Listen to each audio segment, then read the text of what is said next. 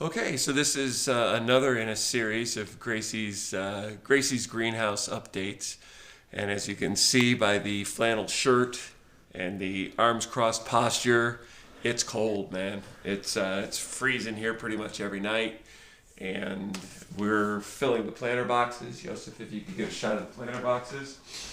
So we have there's a bunch of decisions to go along with this. One of them would be to go with cedar. One of them would be to go with redwood. The other one would be to build them out of some kind of metal or some kind of something like that, or by the plastic pieces. None of that was a real good solution as far as I was concerned due to the cost of it. It's unbelievable how expensive redwood is and even cedar.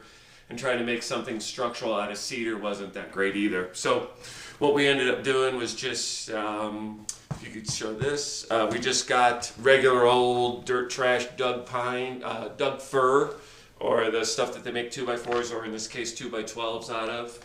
And we built up boxes. We lined them with 6 mil Visqueen so that we would protect them against the water. That's going to be in here so that they wouldn't rot out, right? That's kind of my little way of getting around the redwood and the cedar and that kind of a thing. So just a couple of other things while we're talking about it. When I first thought of this, I was absolutely positively sure that I was going to have the planter boxes running long ways. A guy came over, his name's Evan Sorfro. He's kind of a hot rod greenhouse dude. And he said, man, I wouldn't do that because if you put them this way, not only will it be easier to work and it'd be easier to have them be more diverse. The other thing is that the vents from the evaporative cooler or even a fresh air fan, if you will, the vents would be able to blow down the center of these. And if you look, we pretty much nailed it down the center of each one of these and on the other wall. Down here below, we're able to blow air down here and get fresh carbon dioxide to the plant so that they can breathe, because they say that's a big thing. And I'm hoping that that's why they say you need to exchange all the air in a greenhouse every minute. Is something it's to do with the carbon dioxide. But what I'm hoping is that this is going to be a pretty efficient thing. Donna and I were at the Patagonia Fair, and we saw a guy that had a little tube actually taped off to the vent, and the tube was here, and the tube had holes in it. And something like that is really interesting. I don't know that we're going to get to that detail. I don't know how much that helps, how much that doesn't help, but it'll be interesting to see how that turns out throughout the summer. But we're in winter now, and talking about the winter, the one thing we're concerned about is it freezing in here.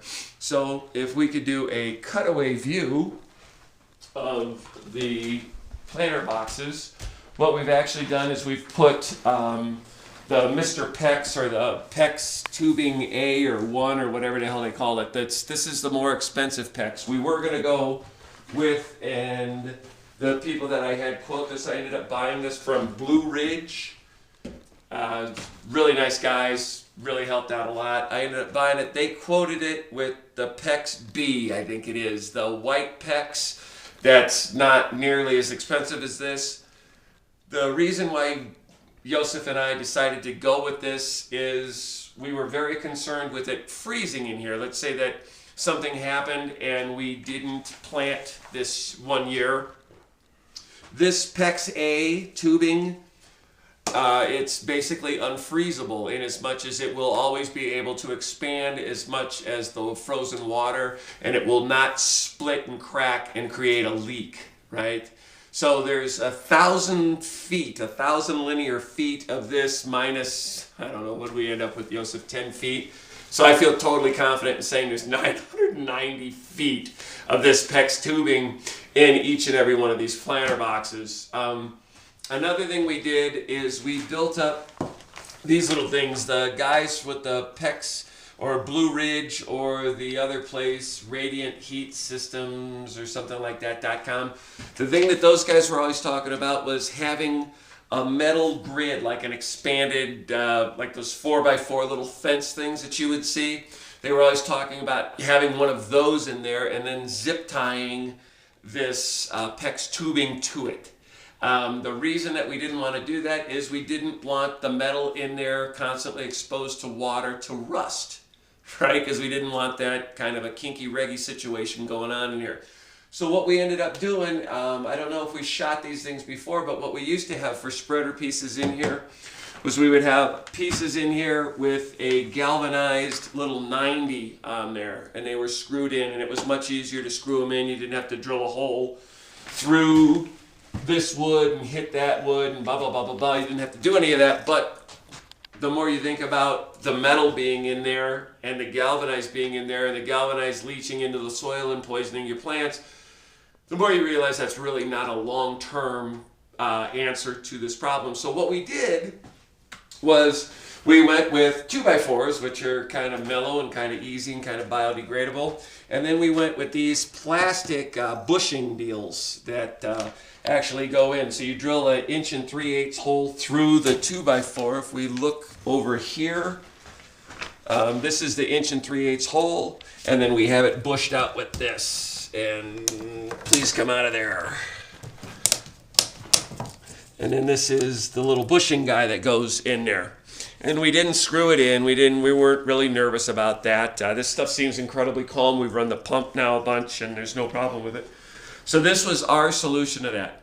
The other thing we did, because I'm an absolute nut and Joseph isn't much better, is they say that these things are pretty much on 6-inch centers as we go through here.